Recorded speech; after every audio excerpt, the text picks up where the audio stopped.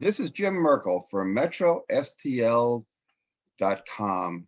I'm talking today with UMSL political science professor Terry Jones about the results of Tuesday's election, and there's a lot to talk about.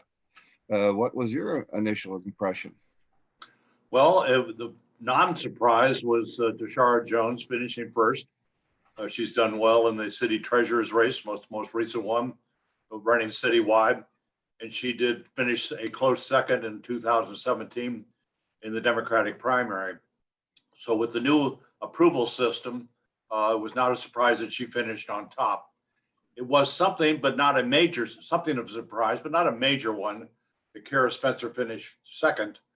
Progressive candidates have done well recently. Cori Bush in the city would be an example of that from the 2020 November elections. Actually, the August primary being the critical factor there. There's an ability to mobilize, and she was able to tap into that particular dimension of the electorate. The fact that Louis Reed did not do as well as he done in the past, and he's not been successful as other two times running for mayor, was a minor surprise, particularly since his campaign was quite well funded. But it was a very disappointing performance, I'm sure, from his perspective last Tuesday. He didn't finish on top in any ward. In the north side, it was Tashara Jones, just overwhelmingly, followed by Reed, followed by Kara, and then on the south side, it was mostly Kara's, but not entirely. And it was him coming in second and third in the wards. And I does this look to you like he might be on his way out, or? Well, I don't know whether it's a rejection of Louis Reed as an individual. I think not. After all, city voters have elected him president of the Board of Aldermen on more than one occasion. I think it is a rejection of so-called establishment policies or pro-large business policies, such as the privatization of the airport. Okay. Any comments about, any thoughts about, is Jones in a pretty good position to win, or will Kara Spencer be fighting back, or? Well, I think Tashara Jones is the odds-on favorite to be the winner, not simply because she finished first in the approval voting last Tuesday, but again, also because of her previous performances in races for city treasurer and the 2017 mayoral election.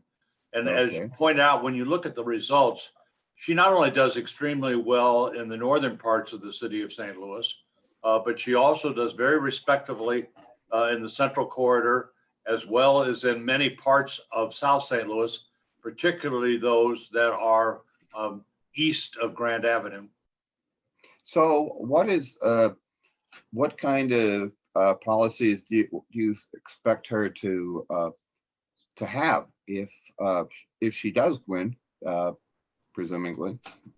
Well, I don't think this election, in terms of the April election between Spencer and Jones, is really going to make much of a difference in terms of their policy agenda, because their agendas are very similar.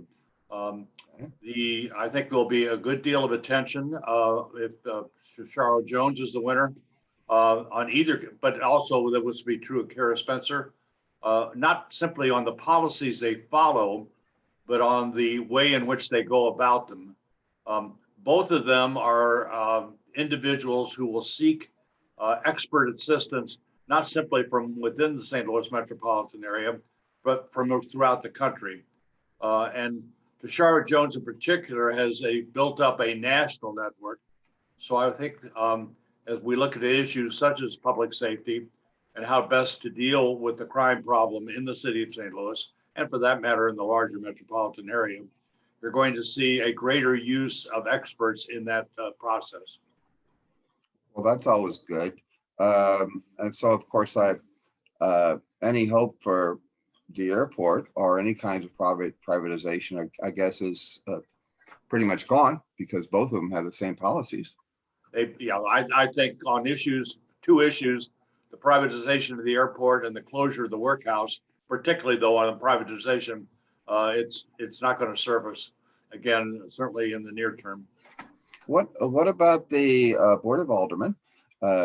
It was there was only one incumbent who didn't come out on top.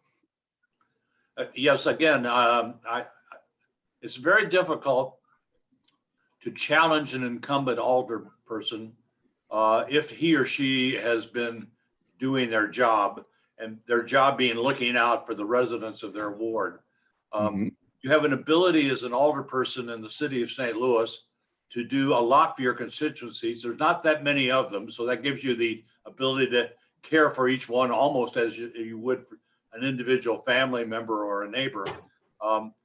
The tradition, the culture, decision-making process in the city of St. Louis, which is alderpersons deferring to one another. I'll let you run your ward if you let me run my ward, makes you the little mayor, if you will, of your ward. So that once you're elected, if you use those powers wisely and frequently and tend to your duties, you're in a very good position to be reelected. Okay.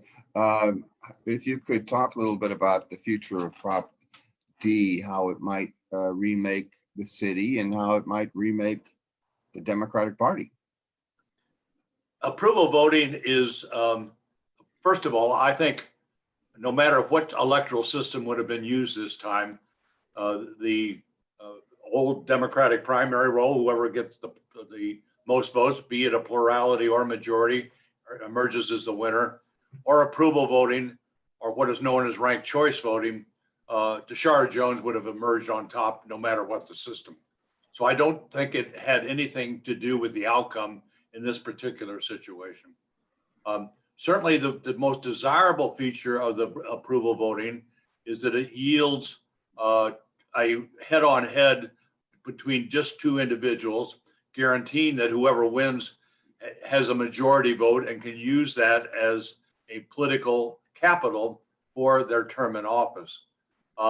It is not as good as actually as reflecting the opinions and preferences of the voters as is ranked choice voting. So I think you would find, if not all political scientists, almost all of us would have recommended that ranked choice voting be used instead. Okay.